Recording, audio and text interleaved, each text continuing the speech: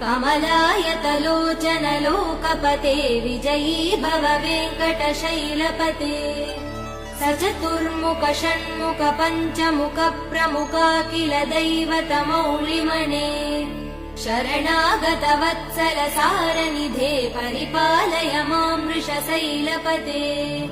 अतिवेलतया तव दुर्विषहै अनुवेल कृतैरपराध सदैः हरितं त्वरितं वृषशैलपते परया कृपया परिपाहि हरे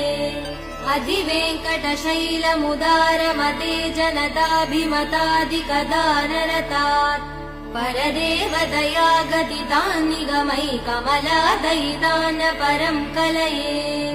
कलवेणुरवा वसगोपवधू शतकोटिवृतात् स्मरकोटिसमात् प्रतिवल्लविकाभिमदात् सुखदात् वसुदेव